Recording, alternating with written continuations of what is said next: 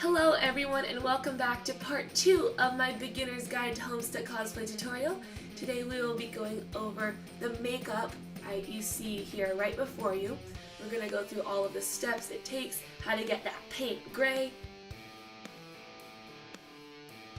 If you missed last week's video, that was the horns, shirt, skirt, and general assembling of the costume pieces, so be sure to check that out if you want to see how I made this beautiful shirt for only I'm gonna say $5. I think it was only $5.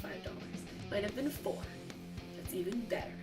I will also be listing all of the makeup I used down in the description box below the video. Alright, first of all we are going to prep our Snazaroo face paint. Snaz is water activated face paint, which means without water it really doesn't do much and it really doesn't show up. So I have a cup of water here and I'm going to dip a beauty blender into it. This is a little knockoff beauty blender. I'm going to squeeze it out because there is some other paint in it. And then make sure the sponge is nice and saturated. I'm going to bring it over to this tin and squeeze all the water out. The goal is to get the paint really nice and wet. You can dump off some of the extra, and then what's left, all of the paint in there should be coated with a little bit of water. With that out of the way, I'm going to prime my face. Now I'm going to take my beauty blender, kind of swirl it around the paint, really get it coated on all edges. It should be nice and soft at this point, and get it super coated in gray.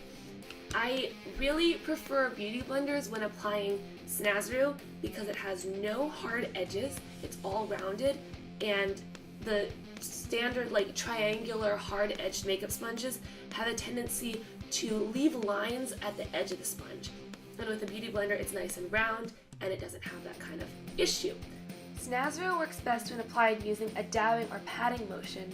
Wiping the sponge tends to lift the paint off instead. By dabbing, you can also build up multiple layers of paint at once to get a smoother finish. Also, don't forget to paint your neck. For difficult to reach areas like around the nose and over here, I like to go in with a fluffy brush. Not like a super fluffy brush, but not a super flat brush. You know, just any sort of eyeshadow brush that's small enough. Get some paint on that and just really go in there. After around 2 to 3 coats of Snazaroo all over the face, I usually deem myself gray enough and we can move on to adding color, which is my favorite part. Taking the Troll's Blood color, which is in this case some red, and this is the best red I think there is in this palette. And I've got it just on a big fluffy face powder brush. I'm going to start by applying contour underneath my cheekbones. On to chin contour, I do pretty much the exact same thing except right around the edges of my face. I think it is time to start the eye look. I'm going to first prime my eyes.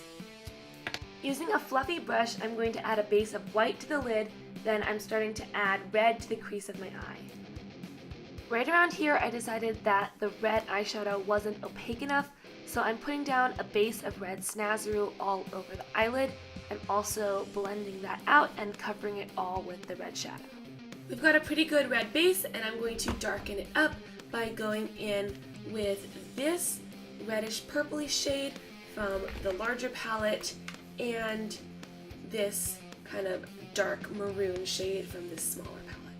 And I'm just going to work both of those into the crease where necessary to create a better, more smoky look. I'm going to further darken up the crease by going in with the pencil brush and going in with black.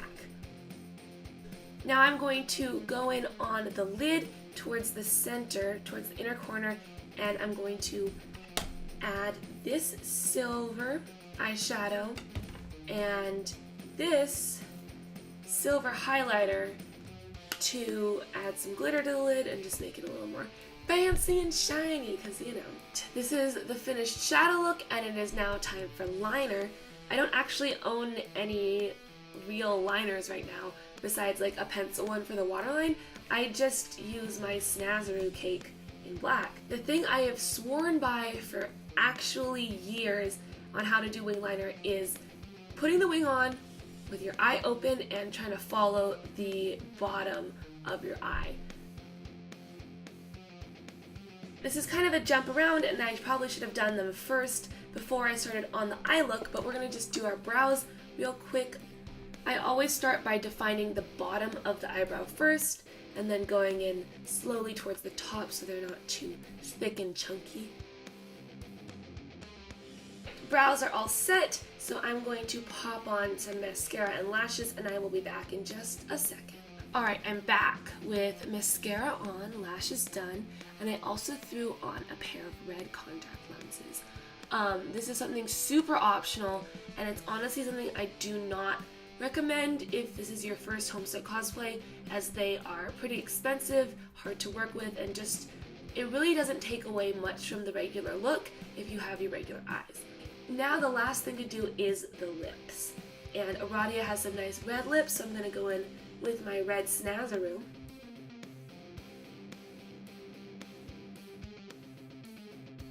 With my lips done, I'm going to dust on some silver highlighter on my cheekbones and call it a look. The final step of doing your makeup is to seal it with some baby powder. And that's a step that's mostly important at conventions and places where you're going to be touching people. It's also important to seal your makeup around places where you think it's going to rub off. So, for example, around the neckline of your shirt, you should seal your makeup so that it doesn't rub off all over your clothes. Real quick before we get into wigs, I just want to say that I used kind of a lot of expensive makeup products in this video, but that's absolutely not necessary. The majority of my cosplays for the first year to 2 years of my Homestuck, cosplay life were done with either dollar store eyeshadow palettes or this one Claire's palette. I will put the Claire's palette up here if I can find a picture of it. Now let's talk wigs. I'm going to put my hair up.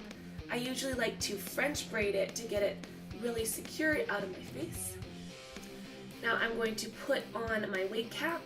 I'm going to put it on just like a stretchy headband all the way over the face, and then pull it back over my hair with the floppier side, so that side with the more elastic is right on my forehead. Now the wig I'm going to use today is a long black wig with a nice center part, straight hair, as you can see. My biggest advice when one is buying a wig is think ahead, think of other characters you can do with the wig, and try to pick a wig that will work for multiple characters. I'm going to put on the wig and the rest of the costume, and I will be right back, and then it will be time for the finished look. Alright, so this is our finished look, Aradia Megiddo here in the flesh. If you enjoyed this tutorial, please leave a like on the video. It means so much to me. If you want to see more tutorials from my channel, please subscribe. I have a lot of new things in the works spinning around in my head that I'm going to be working on in the next couple of weeks. So stay tuned for that. Anyway, I hope you enjoyed. Thank you so much for watching, and have a lovely day.